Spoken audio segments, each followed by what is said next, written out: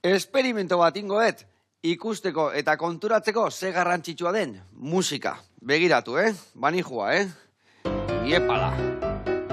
Ber.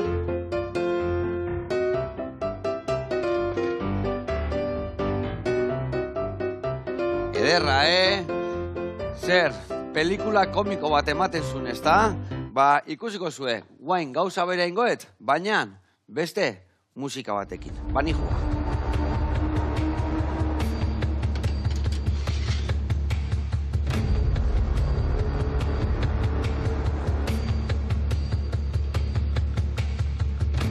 Konturatu alzarete ze garrantzitsuak diren soinu bandak pelikuletan. Estena berdina, beldurrezkoa edo alaia izan daiteke, bai, ala diru.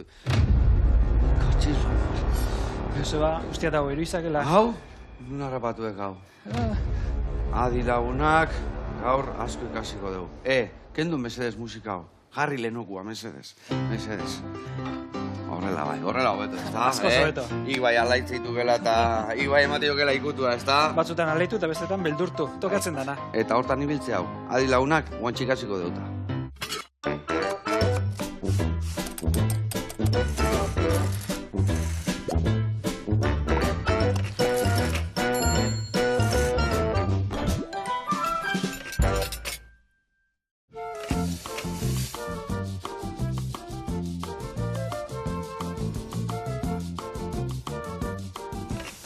Kaixo lagunak, eguerdion, eta Joseba Beristain, ongi etorri jauna. Eskerrik asko. Hau patokaio. Askoitiarra aiz? Bai, askoitiarra.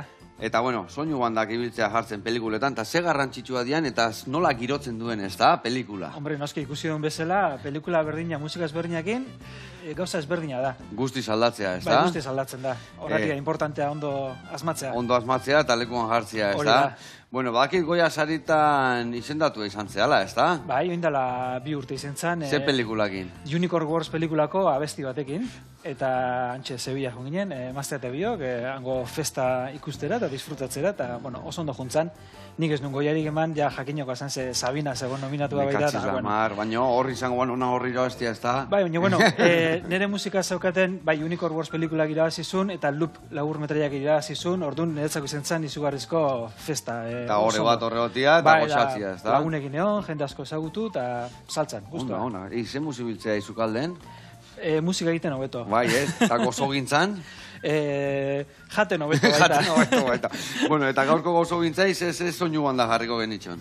Bueno, ikusi da, hainbeste txokolate dagoela,nik bi okurritzen zaizkit, ez bat txokolat pelikulako soinu banda, Rachel Formanena, eta bestela jarriko nioke, ez dakit, Charlie La Fabrika txokolateko soinu banda, Daniel Formanena. Aberralduen jarri, eta hemen jungo beha osagai ikustea, banda entzuten. Hau dela gauza.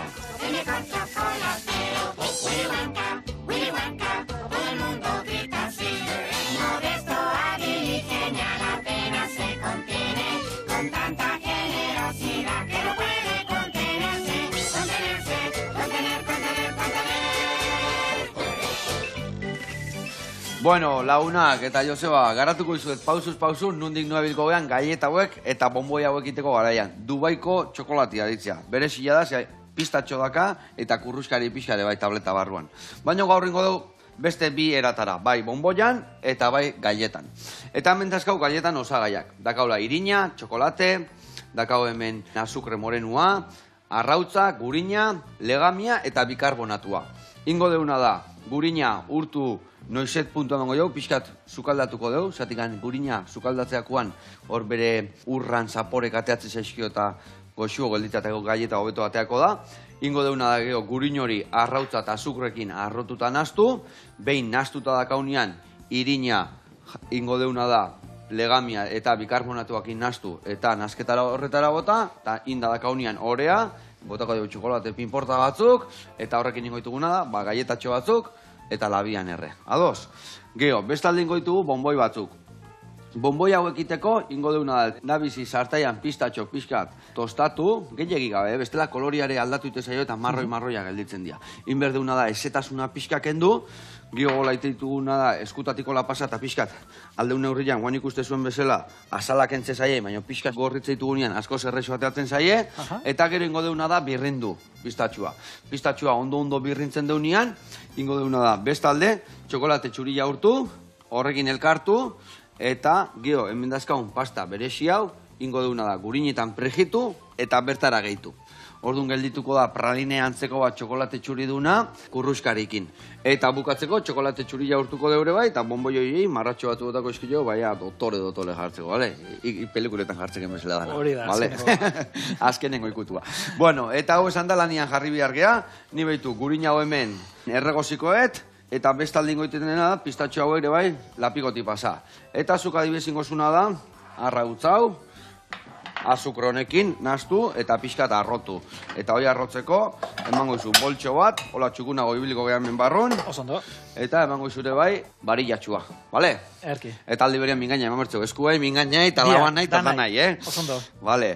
Bueno, Joseba, kontau zehazki zertan ibiltzen zea, esan dugu soinu bandak jartzen ibiltzen zea pelikuleta, baina gauza gehiago ere ingo dituzu, ezta? Bueno, bai, batipat soinu bandak, pelikula, pasatzen dena, pelikulak esaten duenan hor gauza asko sartzen dira, sartzen da fikziozko pelikulak, animaziozko pelikulak, dokumentalak, laburmetraiak, eta, bueno, gero gauza batzuk adibidez, azken nahi nuen lan berezi bat da, zesta ondagon labe garaietako soinuarekin egindako obra bat, ez da musika da, soinuarekin bakarrik.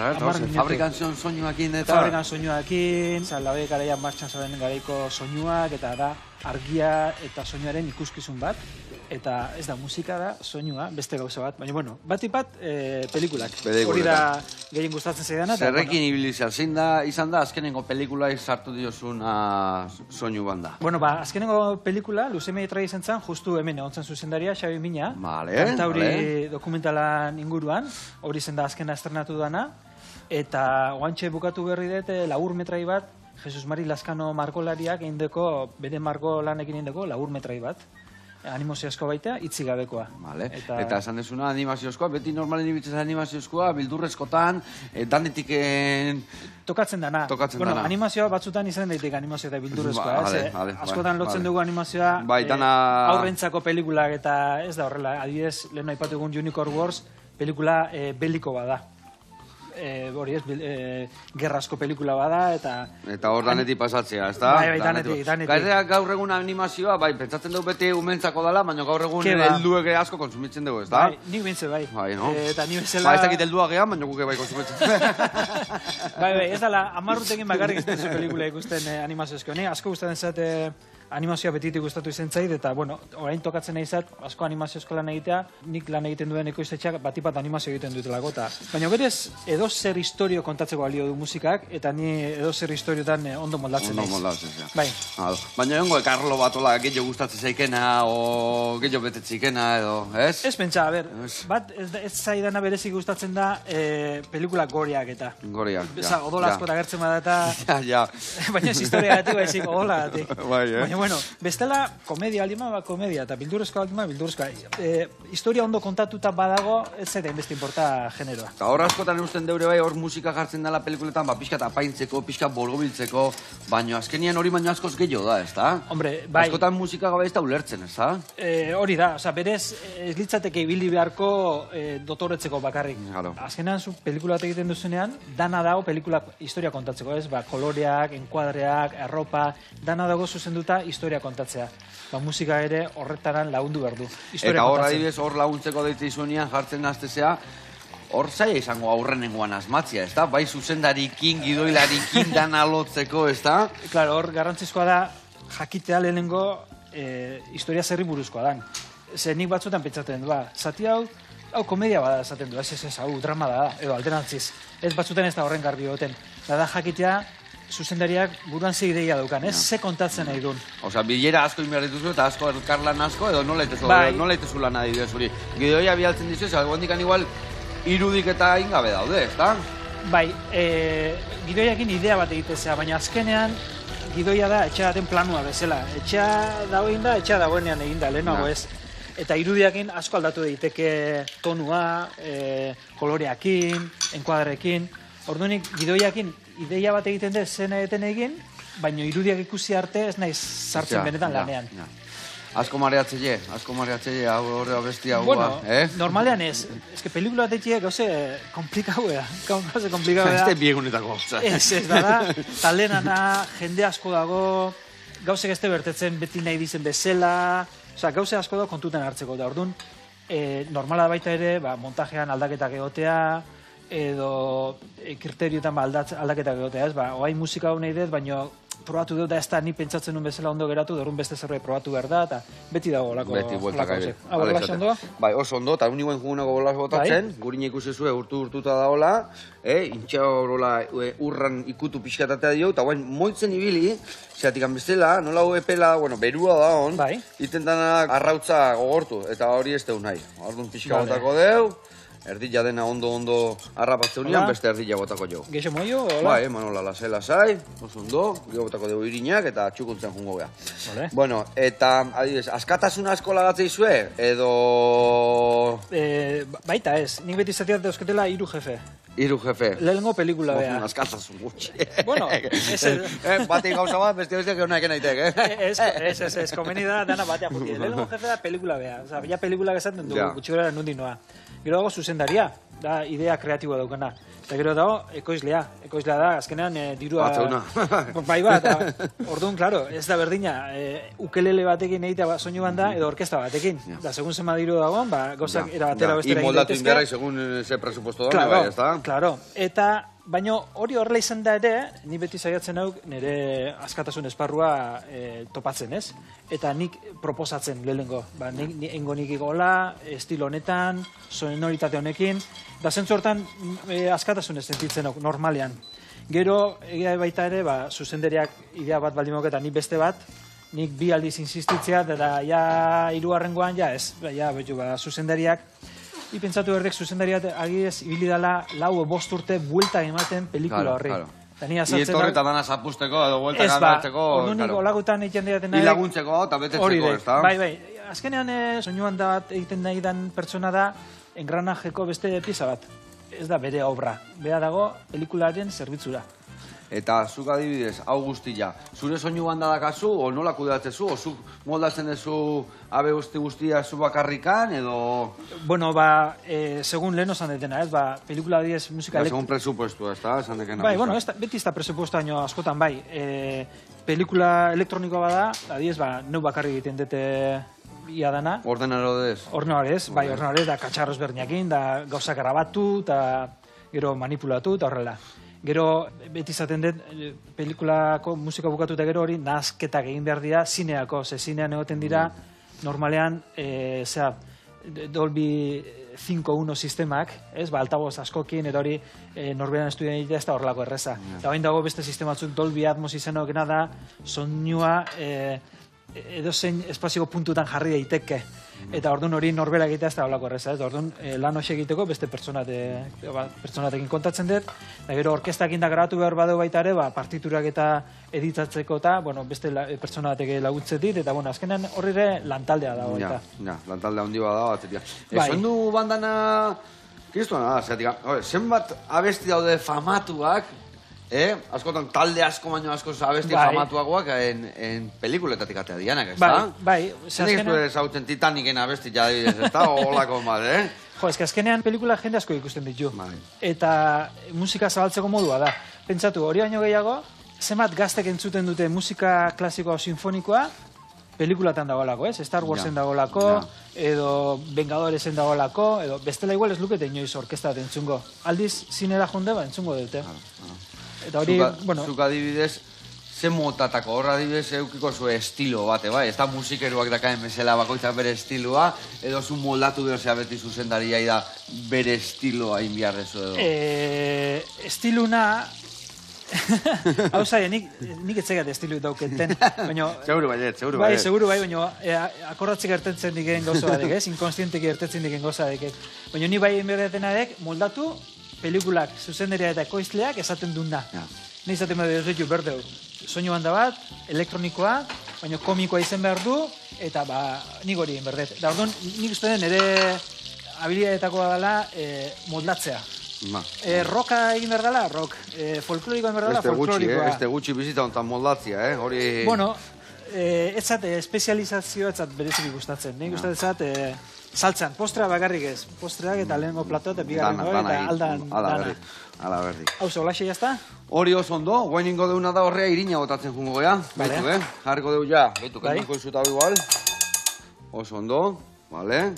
Eta hor botako dugu, irina, legamia eta bikarbonatua. Ingo deuna da, horrena, irin guztia bota bertara, gainean bota bikarbonatua eta legamia, eta iragatzi eta bera bota, bale? Eta hola, grumitoen bato balin badago, ekin tedo, bale? Oso ondo. Ni hemen nahi naiz prejitzen, pasta berezi hau kataifi deitzen dela, kurruskari gelditzeko, hola geho praline horren barruan kriskriskri batu badago ezi hau, eta kistona gatu. Horre mango izutena da, mingaina bat, minagainak indena ondo naztu, eta gero igual eskuotan asatu beharko dio, Oso ondo. Bagoaz, ondo, hemen, bagoaz.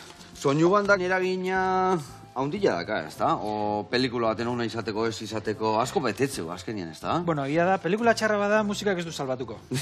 Agian ospetxo egin dezake, baina salbatu ez. Baina pelikula on asko daude, musika ona bada, ja da, asko borobiltzen du eta asko indartzen du. Eta jende azuk izan dezuna, ez? La Misioneko pelikula aipatuzko, jende gehiena, lehengo musikarekin gogoratuko da, Titanic edo, badaude hor pelikula batzutako soinu bandak emblematikoak. Rei León, ez dakiz, eta hori deia dana bazkaula buruan sartu da, ez da? Hori da, bai, ja azkenean kultura popularreko parte bat dira, soinu banda asko. Eta zuretzako ezin izango zian hola emblematikoena, hola zurire lagundu izuena gonean jo sartzen. Jo, ez dakit, John Williamsen edo zein ez, Tiburon, Star Wars, horrelakoak, James Hornerenak, Willow, Titanic, Daniel Manenak, Batman, leheno aipatu egun ez, Charlie la fábrica de chocolate, ez dakit, hemen gertu, Fernando Velázquezenak, El orfanato, Pascal Gainen zeak, Azul oscuro casi negro, Piedras, ez dakit, pilo bat daude. Eta hauek danak, illa amorratu eitzan, ja hau asko gustatzen zaizun da horregatik sartu izonea, o nola izan dekiri bilbidea horreaino iristeko? Alako mix bat, zinea beti da nik gustatu izan zait, ez? Nire txikitako horitzapen asko zineakin lotuta daude, eta musikara beti datik gustatu izan zait, gaina etxean ere musika saletasun asko onda, aitona ere musikaria zen, familia osoa kantatzen du ondo, eta beti nik gustatu zitzaizkean bai zinea eta bai musika. Eta orduan, logiko izan zen soinu bandak topatzea. Eta baita ere niretzako izan dela musika zinean sartzeko modu bat. Osa, azkenean, soinu bandatek egiten ditun pertsona bada, zinegila da baita ere. Claro. Baina, ez tekerreza, ez da, bideo hori topatzea eta horreaino iristia, azkenean etzeate asko, ez da, edo uste jona baino gehiago zeate.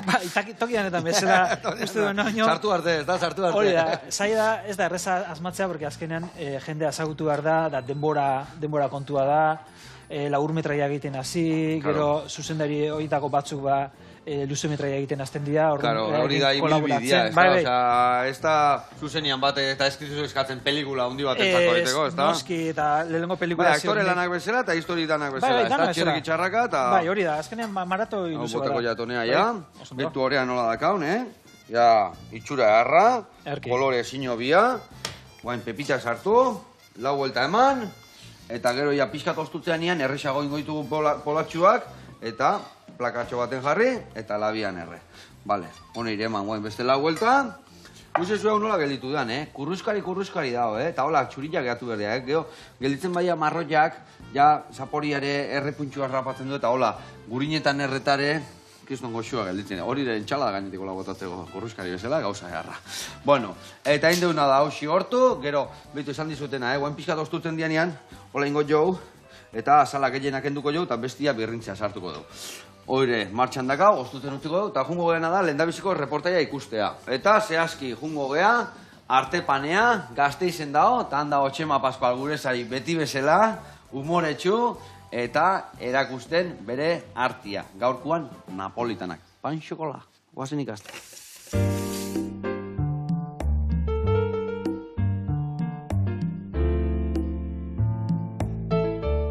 Kaixo lagunak, kaixo Joseba, zer moduz? Bueno, gaur nator, txokolatezko napolitana berezi hauekin. erakutsiko dizuegu nola egiten ditugu.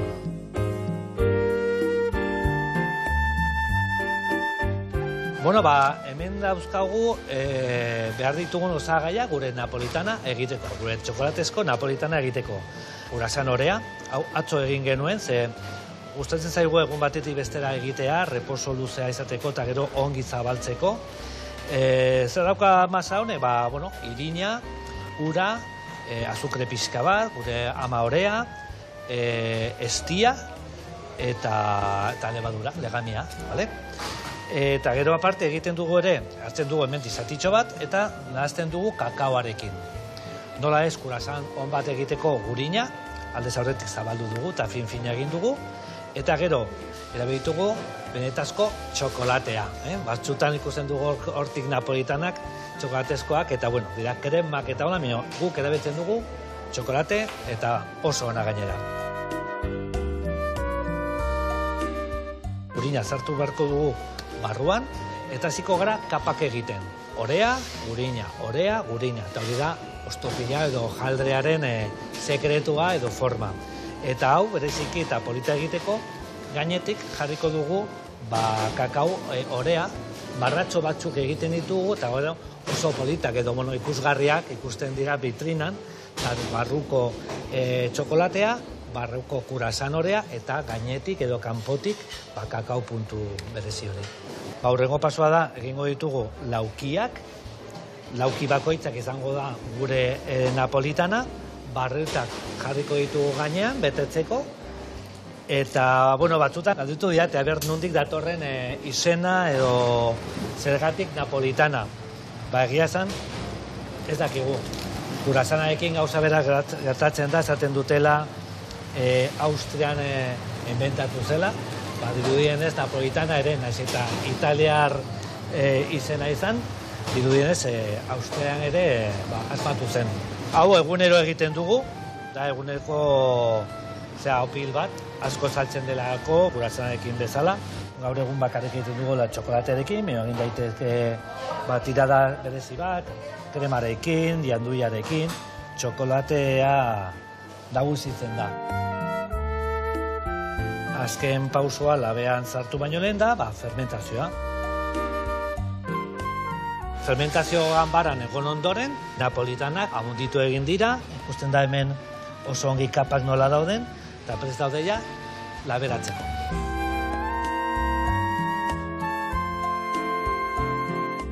Hemen dago emaitza, hemen dago gure txokolatezko napolitana. Begira ze polita geratu den, barrutik, kapak nola ikusten diren, ze kurgiente, eta nola ez, txokolatea. Así que hemen dago emaitza, eta dastatu nahi baduzue, ekizue, Artepanen, Gasteizen, zuen zain. Ai, ama, txema, ze itxura, guantxe jango nilegen bat, Nuke bai? Me kago txizla, mar, Ze gauza honak egite zuen, beti fundamentuakin, eta txukun, eta argi eta garbi esplikatzen gudan hori ikasteko gaina. Bezarka da hondi bat, txema, eta gurian jarraituko dugu. Hemen inberdeuna da, nik esan dirakoa, pistatxo hau edazkauna da, azalak entzeko, azalak enduko joetola, pixkat, dan ez badak entzene, ez da ezer gertatzen. Gehienak endu, eta besteana bertan sartu, eta birrindungo deu, jarrikoet, baino marian, baino maria iteko ez dakit gutxigi dakaten hor, bai, igual ingoetena da mikroinien urtu, eta gero horrea gehitu. Eta zugin behar ezuna da hemen hore honekin, ja, bolatxuakin. Hemen jarriko zu plakatxua Joseba. Vale. Eta, hola, nintxaurra baten tamainoko bolatxua gatea, eta bertan jarri. Vale? Venga, hoi zure kontu, eta esan dakoa, hau nere kontu. Eta hau hemen, inberde hona da mikroinien urtutzeko garaian. Bai. Bagizue mikroinak erdikaldia eta asko berotzula eta bastarrak eta gutxi. Bai. Edo alderantziz. Ez da, asuntua da pixkanaka jun behar dela. Zeatik, ematen baina minutu bat, zuzenian, guzti zurtutzeko, errein gozaigu. Ordu neban bertzaio, 30 segundu, eta vuelta pixat. 30 segundu, eta gero, berbadu, beste 30 segundu. Baina, tarteka jun behar da. Hemen jarriko deu, hemen emazko 30 segundu, eta hoi martxan dakat, eta bani joanekin. Vale, hola xandu, ez da? Ezin hobe. Oiak, geho garrantzitsua, oitek. Txukun, jarri. Hola, jarri, bestela labian geho peatu ingoituketa. Vale. Bueno, Joseba, eta kontatu pixkat, desberdintasun asko da adibidez lan egiteko soinu banda jarteko garaian, ez dakit, labur metraia baten, iragarkitan, ez dakit, pelikula baten, ez dakit, ni pentsatzen dut ez dela berdina izango, ez da? Osultako berdina da. Ez da berdina. Adibidez, iragarki baten oso denbora gutxi daukazu zerbait tita asmatzeko, berehala. Eta gaina iragarki berdinantzako inberdeko 10 segundukoa, 3 segundukoa eta 30 no? Hasieratik pentsatu behar daia, nola zatituko desun eta ondo geratu daia hasieratik. Orduan, bueno, alde hortatik, hori bat. Gero, luzemetraia daukena gauza bada, koherentzia mantendu behar dela, ez? Adibidezuk pertsonai bati musika bat jartzen badiozu, ziurrenik, pertsonai horri gauza garrantzizkoa gertatzen zaizkio nire historioan, musika hori... Atea behar du. Bai, eta orduan, kompromiso handiagoa da. Lagur metri batean, adibidez, hainbeste inberrik ez dago zu, baina luze metri batean, eroaktzen baduzu hori horrela ala, Supermanen musika da, pelikula osoan. Arropa aldatze etzaion bezala, ez dago agertzen kapa moratu batekin kolpetik, Superman. Claro, eta musika berdin, lotuta behar du.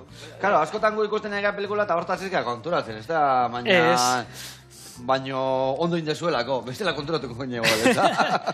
Bai, hori da, azkenean musika batzuk bai oso nabarmena dira eta entzun beharrekoa dira, baina askotan musika joaten da azpitik, bere lana egiten, ze bere lana beti egiten du, ze musika bat entzuten badezu pelikula batean, zuk nahi edo ez nahi, leheno ikusi guna adibideekin, ikusleak ja bestera batera ulertzen du historia. Oadio jartzezea, hori da, orduan bere lana egiten du, eta batzutan oso nabarmena da, leheno aipatu dugun, la misión bezala, oso nabarmena da. Beste batzutan berriz, azpitik juten da, bere lana egiten. Eta bere lan, azpiko lan hori da engarrantzitsua bestia bezain beste, ez da? Azkenian bere... Bestela ez genuke ingo. Eta nungo osatzen de gehiago azkenian, iragarki baten, lagur metraia, baten, pelikula baten... Nei luze metraiak usta dezak. Bai, ze hor azkenin da obra borobilagoa, ez? Esan duten bezala koherentzia hori bilatu behar da, aldi berean historia kontatzen lan gehiago dauka musikak, eta satisfazio gehiago ematen du, nire ustez, eta zailagoa da baita ere. Eta jendek baloratzen du lan hauek? Jendek ikusten unean pelikula baloratzeo? Bueno, batzutan bai, adibidez oin azkena aipatu duen kantauri hortan, nola dokumentala da, eta da, ahots bat dago, baina musika asko dago irudiakin bakarrik, hor oso nabarmena da, ez? Kaso horietan adibidez, bai. Batzutan igual presentzik edo dakao. Hori da, beste batzutan ez, da gaina batzutan adibidez, lehen aipatu dugun, Unicorn Wars pelikulan adibidez. Hor musika, ia melodie gabeko musika da tekstura asko, soinu asko, orduan musika hori apreziatzea zailagoa da. Beste batzutan, melodia oso garbitan nabarmena da hor jendeak errezago apreziatzen du. Baina, bueno, azkenean, pelikula funtzionatzen badu, jazta. Hori da, bai, hori da. Azkenean, menua egin behar dingona, ez da? Menua eta bazkaia erratea berdik eta jendea guztu batea, ez da? Hori da, bai, da gero berdintza, jo nondik atea zuen hori. Ogila etxete baloratzen, mekabetxez amartako ogila iten da, Bueno, baina gero garrantzitsuak guradek ni beti lantokien indeko oso gintza, eta oso gintza beti bukaerako zerbait da, eta ondo balima, ondo borobiltzezu, baina ez bazu, ondo bukatzen azkenean, eta goi txarra jartzen badek, plato oso eta goi txarra, ez, horiek, soinu handa jartzia bezala, ez da? Bai, horre, gu agertzen dira, pelikulan ja azkenengo pausotan askotan ez, baina pelikula estropeatu dezakek, musika ez egokia jarrezke, orduan kontu zibili ber. Eta, adibidez, lan aiteko modua, lehen esan dezu bai, adibidez, baia zuzendarekin biltze zehala, bildu bertzeanakin, lanian jartze zehala, zein da zehazki prozesua egiteko, ez dakiten, musikak jain da dazkazu, musika sortu behar dezu berria, o nola moldatzen zea? Claro, nahi ordanitzen dira, o kontratatzen dabe, egiteko, neurrira egindako jantziak. Orduan nik dana egiten dut zerotik. Eta, lehenengo inberdana da, ulertu pelikula zerri buruz duan. Eta gero erabaki zerri jarriko digun musika eta zerri ez.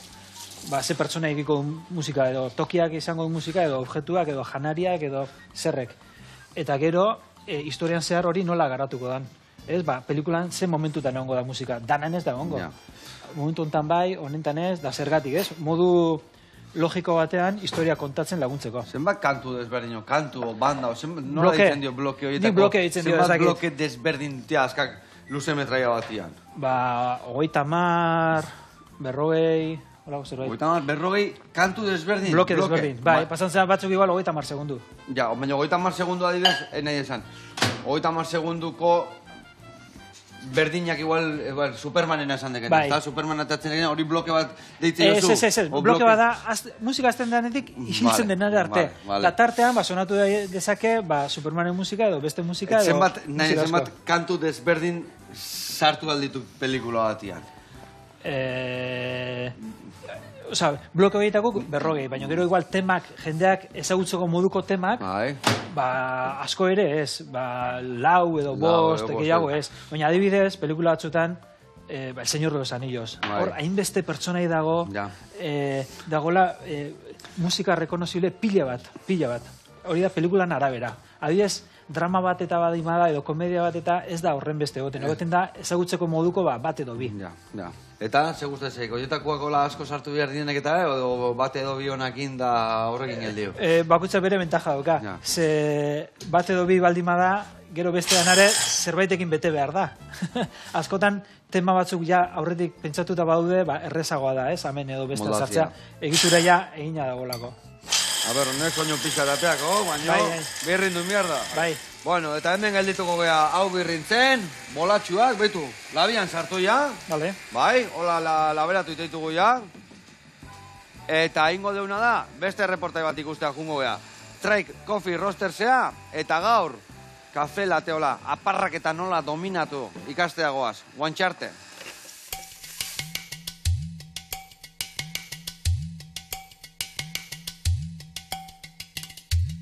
Eguerdion, berriz Try Coffee Roastersen gauz, eta askotan kafetegietan gaudenean kafe bat eskatzerakoan marrazkia ikusten dugu, ez?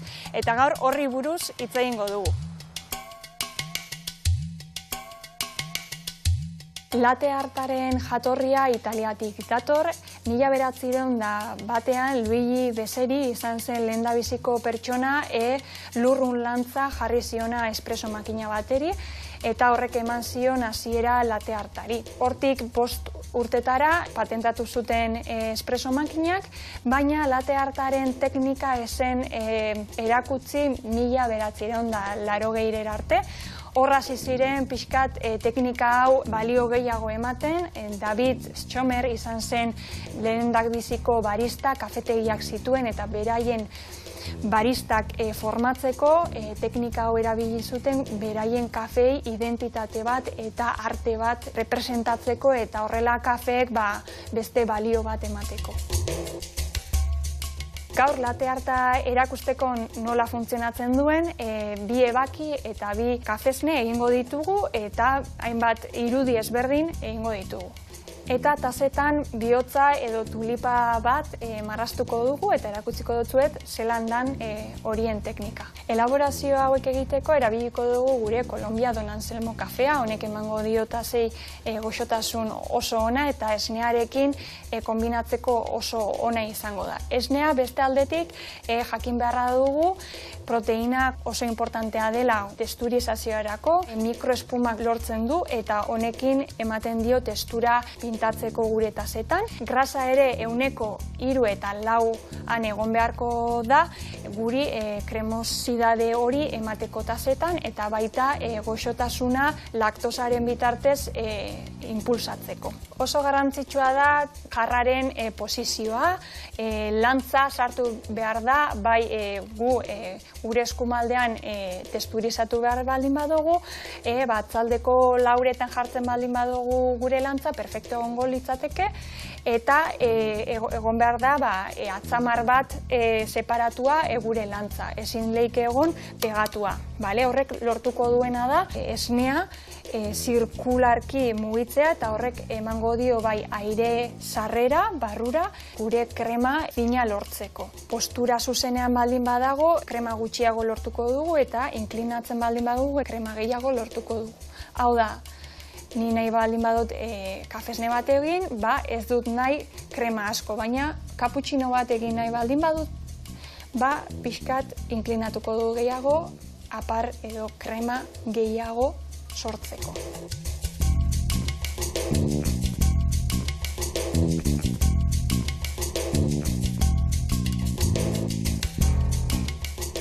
Ja daukagu gure testurizazioa egina, ja oso elastikoa da, brillantia eta perfektua ja gure latte arta egiteko gure kafeetan.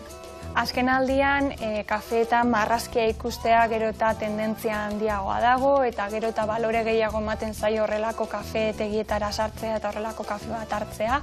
Latte arta egiterakoan normalean behi esnea erabiltzen dugu, osoa, daukalako bai zaporea eta proteina kantitatea eta grasa kantitate egokiak, baina badago beste tendentzia bat edari vegetalak erabiltzen duten pertsonek, pixka komplikatuagoa da estabilitatea eta krema hon bat sortzea, baina badaz abenako edariak ejemplu bezala estabilitate askoz ere hobeagoak eta ondo kombinatzen duena kafearekin, eta hori izango litzateke gure rekomendazioak. Eta bukatzeko kafesnia tulipa forma egingo dut. Eta joango naiz botatzen poliki-poliki erdirutz esnia eta holan formak bereizteko.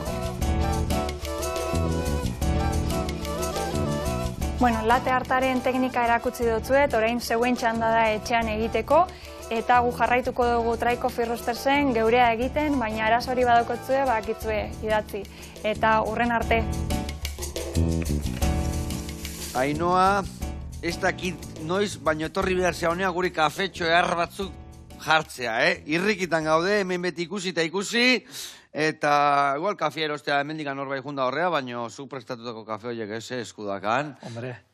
Eskerrik asko Ainhoa, eta aurrenare zure saiongo hemen ikasteko. Baitu, ni hemen ibili naiz, txokolatea urtutzen, eta goen dakatien atemperauta.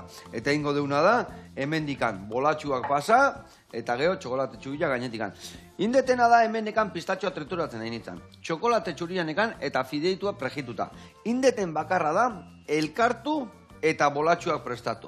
Eta hemen, soberartu zaitena, guain, iteko gaietak Dubai, inberdiuna da hemen pinporta bat hartuko zu bakoitzai eta gainean jarriko jozu, bale? Bale. Hola, opari gisa. Zenean, txokolate Dubai guen famatua dana, da, txokolate tableta bat, barrundaka betegarri bat, pistatxo, gurin eta fideo prejitu hauekin, eta gioiteana da itxi. Eta hau da, barruan topatuko da, hain famatua da txokolate Dubai. Gaur ingo deuna da, gaietan eta bonboian. Eta hemen, ingotena da, hau hemen dikatea, palillokin heldu, eta hemen jarri. Bale. Eta bago hartxerrek itxarraka. Palillokin ingotena da, heldu, hemendik pasatu, eta geho orgainean jarri. Beste palillo bat biharkoet, bultzatzeko. Venga, bagoaz. Bueno, inteligentzia artifiziala zure parreguri ateatzen zaizu, Parreguri nerviosoa. Hasi zea erabiltzen hori zure lanian, edo gaindik ez? Ez, probatu izan dut kuriosidadez ikusteko egiten duen, da egia zen nahiko aldatetik da harrigarria ez, nola gizakia kapaza izan den horako gauza bat sortzeko. Eta beste alditea, pixkat bildurtzekoaz, nahiko ondo sonatzen du. Momentu ez daukazuna da kontrola, ez, behak sortzen du zerbait. Baina ez dakit, inork ez dakit benetan ze gertatu gana asuntu nahi. Noaino iritsiko gana, ez da? Edo nola erabiliko dugun, edo adibidez soinuan da egiten hasi zenean, hasieran musikariak zuzenekoa jotzen zuten beti. Eta gero hasi zen grabatutako soinua jartzen. Edo hori zen izugarrizko revoluzioa. Musikari pilo bat. Eta matezu inorrek ja ez zula joko inoiz gehiago, ez da? Hori da, eta ez da horrela gertatu, movida handia izan zen, esan edo huelgak eta protestak eta... Ez dakigu inork ze gertatu. Noaino iritsikoan, ez da? Ez, eta, ikusiko du. Momentu ze aigea bentzen lanean, da... Askotan, ez dakit, zuk indezunien adibidez horrekin lana nola indezu? Ze eskatu diozu, ze sortu dizu? Adibidez eskatu nion, sokasko laukote baten obra kontemporaneo batekin. Zerbait inzun, opera barroko baten, estiloko, pusketa bat. Eta, kontzeptu batzuk oso ondo ulertzen ditu, beste batzuk ez ditu oso ondo ulertzen, adibidez, izen zehatzak ezin dira jarri. Ezin dizu jarri, John Williams bezala. Esaten dizu, ez dakogu baimeni John Williams bezala, baina gomendatzen dizut beste... Ibilitazioak, Bai, kuriosidadez, eta hasieran etzun oso ondo sonatzen, monoan sonatzen zuen, zarata askorekin, baina urtebeten inguruan pilo bat... Asko aurreatu da, eta asko aurreatu da. Bai, eta nola izango dan, hemendikan, 15 urtea, gutxura, hemendik 10 urtea, dikoan evoluzioakin, ez da? Baina hor gero dauzkatzu kontu etikoak, ez? Zerrekin entrenatu dute sistema hori? Autorek egindako musikarekin, da orduan, enpresa horiek diru iraziko dute, beste batzun musika erabilita entrenatzeko. Ja, eta arek inoiz ez da iritsiko musika indunana, diru hoi? Ez ba, hori da movida. Eta hori, musikan, irudian, eta hortxe dago benetan, hori dana nola antolatu, justu izeteko. Ja. Ba, komplikatua. Justua, bai, norbete gaman goi bestia eta beti bezala, katxila, mar. Ai, ama. Bueno, eta gaur egun, zer egin txaude gaur esku hartian? Zer pelikula, ez dakit zauden luze metraien batekin, o zauden... Ba, oantxe laster hasiko gea, pelikula bat, korri izena dukana, eta animaziozkoa da, Agurtzan Intxa Horraga zuzendaria, Dibulitun ekoiztetxea, hemen Donostikoa, eta da, Afrikan girotutako pelikula bat. Orduan, oin nabil, Afrikako musikari buruz dokumentatzen.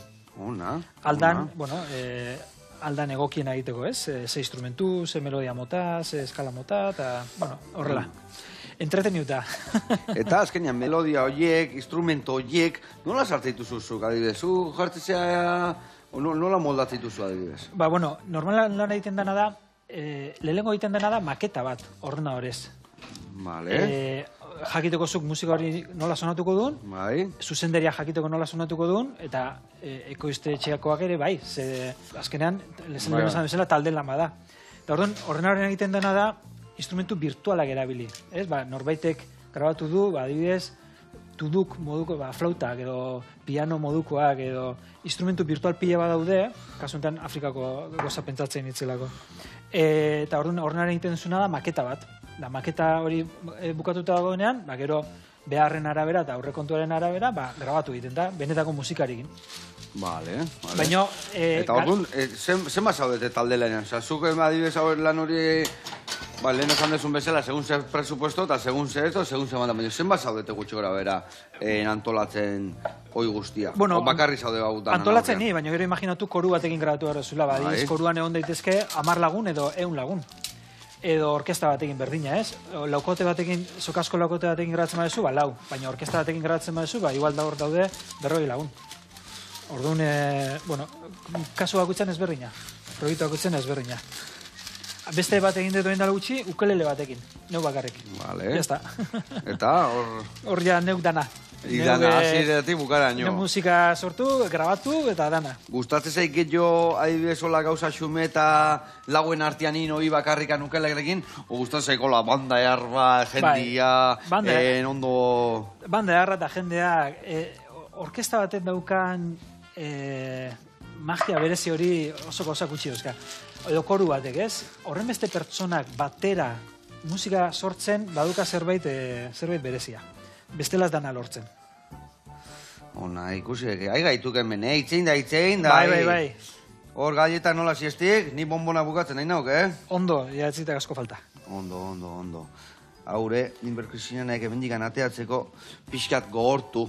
Zatik hangoen, arrapatzen baitut, betu itetutena leku saldago. Zatik hau pixkat epeldu itea, eta hor, hotzago ongoa. Bani jua ontzilan bila, eta hemen jarriko ditugu. Bonbonak eta galletatxuak Dubai erara. Errekin ditugu gaurkoan. Ai, ama. Bueno. Gustatzen da, gozo salia daiz. Bai. Etxian zer prestatzen egin berrekenian hola familiantzako zerbait. Nik? Bai. Postreak? Nik postreak ezerrez. Postre batez? Babarrunak, pureak eta horrelako, superbientziko jatekoa. Hori danok ite jo, Bai. Gio batzuk gora etortzea dituk taulako txorriman, lo que jakite izio, baina hau egun berezitako da, Bueno, hemen, a ver, ez dakit igual ingo deuna da pixkat itxoin, Bestela, a ver, bat saiatuko nahi zateatzen? Ez, guan dikan biguina da. Ingo deuna da itxoin, pixka gortzia, taula gortzen dianian txukun jarriko ditu gor. Bestela, danak pegote bat gatuak iztuna.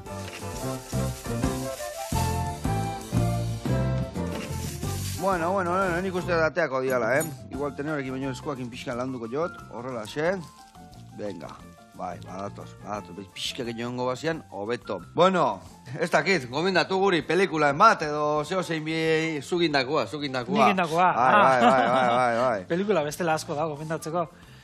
Nik indakoa, nik uste azkena kantauri dokumentala zerbait berezia eta polita dela, eta gaina bertako gauza erakusteko, kantauri itxasua hobeto ezagutzeko, ni adibidez asko flipatu dut ze animali mota ezberdin dauden eta ze bizitasun dagoen hor.